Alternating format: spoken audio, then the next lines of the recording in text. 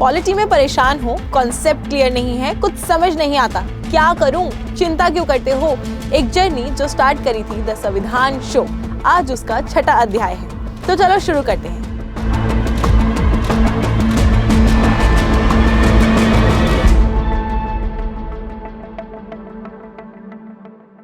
लेकिन शुरुआत करते हैं कुछ सोचने से।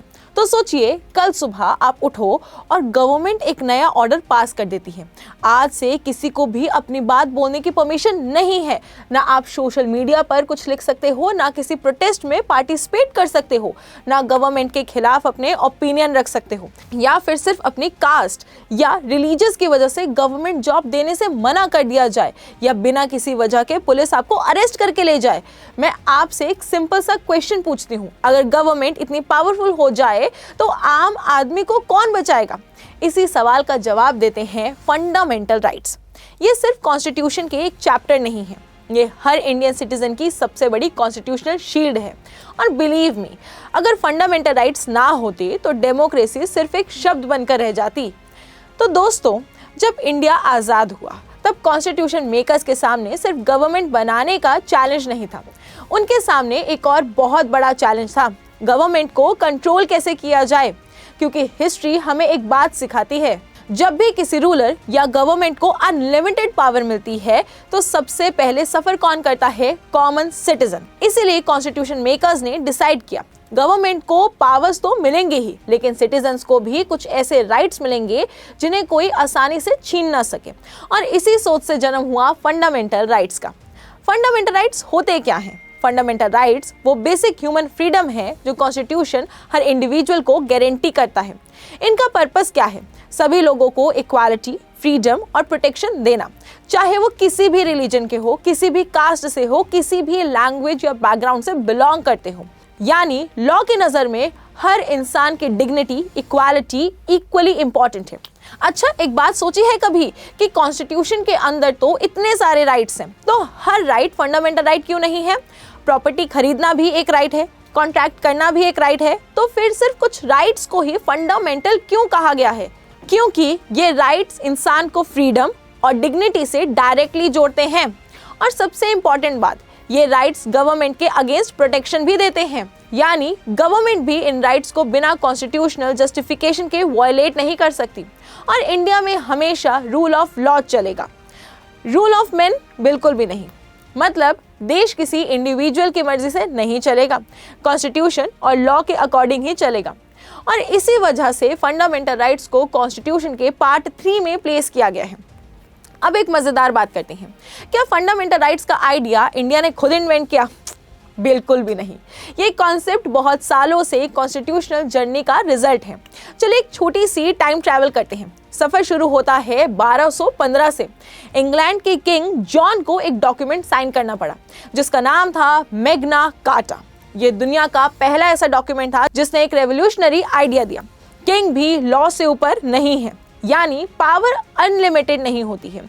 और इस डॉक्यूमेंट ने इंडिविजुअल लिबर्टी की फाउंडेशन रखी थी। इसके बाद आया है इंग्लिश बिल ऑफ राइट्स 1689। इसने किंग की पावर्स को और कम कर दिया था, पार्लियामेंट की इंपॉर्टेंस को बढ़ा दिया था और कुछ इंपॉर्टेंट लिबर्टीज को लीगल प्रोटेक्शन भी दी थी, जैसे कि freedom of speech in parliament और क्रूअल पनिशमेंट के अगेंस्ट प्रोटेक्शन। अब चलते हैं फ्रांस में 1789। फ्रेंच रेवोल्यूशन के दौरान एक फेमस डिक्लेरेशन आया, declaration of rights of main end of citizen. और यहीं से दुनिया को 3 लेजेंडरी वर्ड्स मिले, लिबर्टी, इक्वालिटी एंड फ्रेटर्निटी।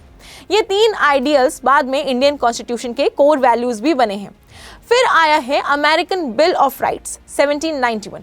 ये दुनिया का पहला मॉडर्न रिटन डॉक्यूमेंट था जिसने सिटीजन्स के पर्सनल फ्रीडम को लीगली एनफोर्सेबल बना दिया था। और इसी डॉक्यूमेंट से इंडियन कॉन्स्टिट्यूशन ने भी काफ़ी इंस्पिरेशन ली है।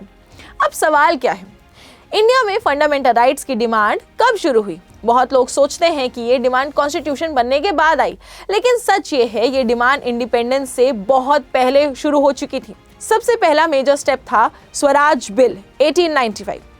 इसे कॉन्स्टिट्यूशन ऑफ इंडियन बिल भी कहा जाता है। इसमें पहली बार फ्री स्पीच और राइट टू प्रिवेसी जैसे आइडियाज को इंक्लूड करने की डिमांड की गई। इसके बाद आई नेहरू रिपोर्ट 1928। मोतीलाल नेहरू की चेयरमैनशिप में बनी इस रिपोर्ट ने पहली बार ऑफिशियली रेकमेंड किया कि फ्यूचर इंडियन कॉन्स्टिट्यूशन में एक written list of fundamental rights होनी चाहिए। ये इंडियन कॉन्स्टिट्यूशन हिस्ट्री का टर्निंग पॉइंट था। फिर आता है Karachi resolution 1931। Indian national congress ने जवाहरलाल नेहरू की लीडरशिप में इस रेजोल्यूशन को अडॉप्ट किया। यहाँ सिर्फ सिविल राइट्स की बात नहीं हुई, बल्कि लेबर राइट्स, लिविंग वेजेस और सोशियो इकोनॉमिक जस्टिस जैसे कॉन्सेप्ट भी इंक्लूड किए गए थे।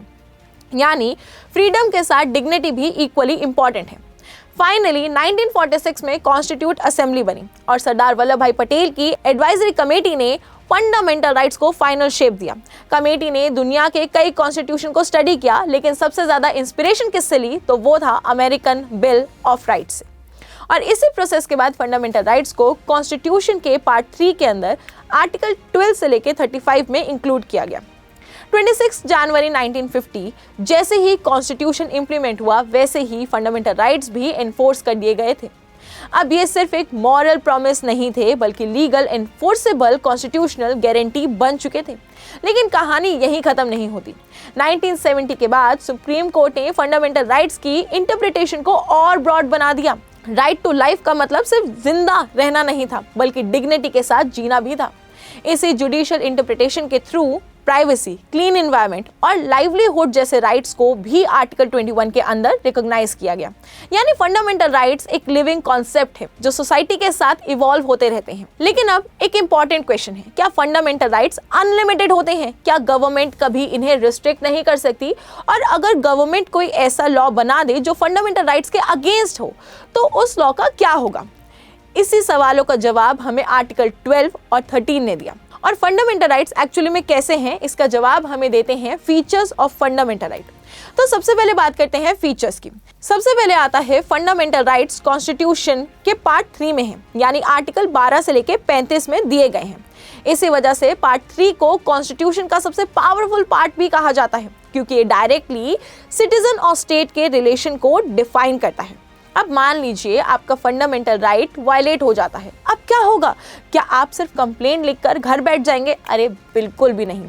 फंडामेंटल राइट्स की सबसे बड़ी स्ट्रेंथ यही है कि ये जस्टिसेबल हैं। यानी अगर किसी का फंडामेंटल राइट वायलेट होता है तो वो डायरेक्टली सुप्रीम कोर्ट के पास जा सकता है अंडर आर्टिकल 32, या हाई कोर्ट के पास जा सकता है अंडर आर्टिकल 226। यही वजह है कि डॉक्टर भीमराव अंबेडकर ने आर्टिकल 32 को कॉन्स्टिट्यूशन का हार्ट एंड सोल कहा था। अब एक इंटरेस्टिंग क्वेश्चन, क्या फ्रीडम ऑफ स्पीच का मतलब है कि मैं कुछ भी बोल सकता हूँ, किसी के खिलाफ भी बोल सकता हूँ, कभी भी बोल सकता हूँ, कहीं भी बोल सकता हूँ? आंसर है बिल्कुल भी नहीं। फंडामेंटल राइट्स एब्सोल्यूट नहीं होते, इस पर रीजनेबल रिस्ट्रिक्शंस लग सकती हैं, जैसे कि पब्लिक ऑर्डर, या फिर मोरालिटी, या फिर सिक्योरिटी ऑफ द स्टेट, या फिर friendly relation with foreign state. अगर हर राइट अनलिमिटेड होगा तो सोसाइटी में किओस हो जाएगा ना। इसलिए कॉन्स्टिट्यूशन ने राइट्स के साथ रिस्पॉन्सिबिलिटीज का भी बैलेंस बनाया है। एक और इम्पॉर्टेंट पॉइंट, क्या सारे फंडामेंटल राइट्स सिर्फ इंडियन सिटीजन्स को मिलते हैं? अरे नहीं भैया, कुछ राइट्स सभी पर्सन्स को भी मिलते हैं, चाहे वो इंडियन सिटीजन हो या फॉरेनर हो। लेकिन कुछ राइट्स सिर्फ इंडियन सिटीजन्स के लिए ही रिजर्व है, जैसे कि आर्टिकल 15, आर्टिकल 16 और सबसे इंपॉर्टेंट आर्टिकल 19। इसीलिए एग्जाम में हमेशा ध्यान रखना, हर फंडामेंटल राइट सिर्फ सिटीजन के लिए नहीं होता। अब मान लीजिए कंट्री में नेशनल इमरजेंसी लग गई है, तो क्या होगा? क्या फंडामेंटल राइट्स वैसे ही कंटिन्यू रहेंगे? अब इसका आंसर भी नहीं है। नेशनल इमरजेंसी के दौरान कुछ फंडामेंटल राइट्स को सस्पेंड कर दिया जाएगा, लेकिन एक बहुत इंपॉर्टेंट एक्सेप्शन है, आर्टिकल 20 और आर्टिकल 21। ये दोनों राइट्स इमरजेंसी के दौरान भी प्रोटेक्टेड रहेंगे। ये एग्जाम का फेवरेट पॉइंट है, तो भूलना मत। अब एक और इंटरेस्टिंग क्वेश्चन पूछती हूँ, क्या पार्लियामेंट फंडामेंटल राइट्स को अमेंड कर सकती है? बिल्कुल हाँ, कर सकती है, लेकिन एक लिमिट के साथ। पार्लियामेंट ऐसे अमेंडमेंट नहीं कर सकती जो कॉन्स्टिट्यूशन के बेसिक स्ट्रक्चर को डैमेज कर दे, और इसे बेसिक स्ट्रक्चर डॉक्ट्राइन को सुप्रीम कोर्ट ने डेवलप किया था। एक और इंटरेस्टिंग प्रोविजन है, क्या आर्मी के जवान भी हर फंडामेंटल राइट का वैसे ही यूज कर सकते हैं जैसे आम सिटीजन्स करते हैं? नहीं। आर्टिकल 33 पार्लियामेंट को पावर देता है कि आर्म फोर्सेस, पुलिस फोर्सेस और इंटेलिजेंस एजेंसीज के मेंबर्स के फंडामेंटल राइट्स को नेशनल सिक्योरिटी और डिसिप्लिन मेंटेन करने के लिए रिस्ट्रिक्ट किया जा सकता है। अब तक हमने फंडामेंटल राइट के फीचर समझ लिए, लेकिन अब बात करते हैं एक इंपॉर्टेंट क्वेश्चन की। ये राइट किसके अगेंस्ट एनफोर्स किए जा सकते हैं? क्या सिर्फ सेंट्रल गवर्नमेंट के अगेंस्ट, या स्टेट गवर्नमेंट के अगेंस्ट, या गवर्नमेंट कंपनीज के अगेंस्ट भी? इसी कंफ्यूजन को आर्टिकल 12 क्लियर करता है। आर्टिकल 12 बहुत छोटा आर्टिकल है, लेकिन पूरे पार्ट 3 की फाउंडेशन है। ये डिफाइन करता है स्टेट किसे कहा जाता है, क्योंकि फंडामेंटल राइट्स जनरली स्टेट के अगेंस्ट एनफोर्स किए जाते हैं। सबसे पहले यूनियन गवर्नमेंट, यानी president, prime minister, council of ministers, parliament और सेंट्रल गवर्नमेंट के डिपार्टमेंट्स। दूसरा आता है स्टेट गवर्नमेंट, यानी कि गवर्नर होगी, चीफ मिनिस्टर, स्टेट लेजिस्लेचर और स्टेट एग्जीक्यूटिव। तीसरे हैं लोकल अथॉरिटीज, जैसे कि municipal corporation, municipality, panchayat, district board. ये सभी आर्टिकल 12 के अंदर स्टेट के पार्ट माने जाते हैं। सबसे इंटरेस्टिंग कैटेगरी है अदर अथॉरिटीज की। ये कौन है? ऐसी स्टैट्यूटरी या फिर नॉन स्टैट्यूटरी बॉडीज जो गवर्नमेंट के कंट्रोल में पब्लिक फंक्शन परफॉर्म करती है, जैसे कि LIC, ONGC और ऐसे कई गवर्नमेंट कंट्रोल्ड इंस्टीट्यूशन। यानी अगर ये पब्लिक फंक्शन परफॉर्म कर रहे हैं तो इनके अगेंस्ट भी फंडामेंटल राइट्स इन्फोर्स किए जा सकते हैं। अब मान लीजिए पार्लियामेंट ने एक नया रूल बना दिया या नया लॉ बना दिया, लेकिन वो लॉ फंडामेंटल राइट्स के अगेंस्ट है। अब क्या होगा? क्या वो लॉ वैलिड रहेगा? इसी का जवाब देता है आर्टिकल 13। आर्टिकल 13 को कॉन्स्टिट्यूशन का गार्डियन आर्टिकल भी कहा जाता है। ये कहता है अगर कोई लॉ फंडामेंटल राइट्स के अगेंस्ट है तो उस लॉ को वॉइड कह दिया जाएगा या फिर नल एंड वॉइड जो है वो डिक्लेयर कर दिया जाएगा। सबसे पहला क्लॉज इसका क्या कहता है? कॉन्स्टिट्यूशन से पहले बने हुए लॉज यानी प्री कॉन्स्टिट्यूशन लॉज अगर फंडामेंटल राइट्स के अगेंस्ट है तो वो इनकंसिस्टेंट एक्सटेंट तक वॉइड हो जाएंगे। दूसरा क्लॉज और भी इंपॉर्टेंट है। ये स्टेट को वार्निंग देता है। स्टेट कोई भी ऐसा नया लॉ नहीं बना सकता जो फंडामेंटल राइट्स को टेक अवे करे या उन्हें रिड्यूस करे। अगर ऐसे लॉ बनेंगे तो वो वॉइड हो जाएंगे। अब क्वेश्चन ये है, आर्टिकल 13 में लॉ का मतलब सिर्फ पार्लियामेंट एक्ट है? बिल्कुल भी नहीं। यहाँ लॉ का मीनिंग बहुत ब्रॉड है। इसमें बहुत सारी चीजें इंक्लूड होती है, जैसे ordinance, order, rule, regulations, notifications और कस्टम्स भी। एक और इंपॉर्टेंट क्लॉज है आर्टिकल 13 का 4th क्लॉज।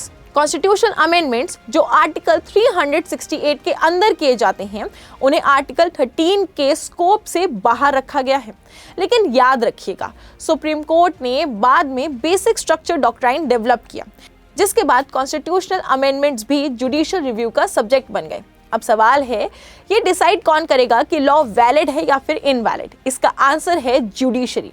इसी पावर को कहते हैं जुडिशियल रिव्यू। सिंपल लैंग्वेज में कहूं तो जुडिशियल रिव्यू का मतलब है कोर्ट, लेजिस्लेचर और एग्जीक्यूटिव के एक्शंस को चेक कर सकता है। अगर कोई लॉ कॉन्स्टिट्यूशन के अगेंस्ट है तो कोर्ट उसे स्ट्राइक डाउन कर सकता है। इंडिया में जुडिशियल रिव्यू की फाउंडेशन आर्टिकल 13, आर्टिकल 32 और अगर हम बात करें तो आर्टिकल 226 के अंदर है। इसी वजह से सुप्रीम कोर्ट और हाई कोर्ट कॉन्स्टिट्यूशन के गार्डियन माने जाते हैं। एक और इंपॉर्टेंट पॉइंट है, याद करना है, ठीक है? तो सुप्रीम कोर्ट ने कहा है कि जुडिशियल रिव्यू खुद कॉन्स्टिट्यूशन के बेसिक स्ट्रक्चर का हिस्सा है, इसलिए पार्लियामेंट भी इसे कंप्लीटली रिमूव नहीं कर सकता।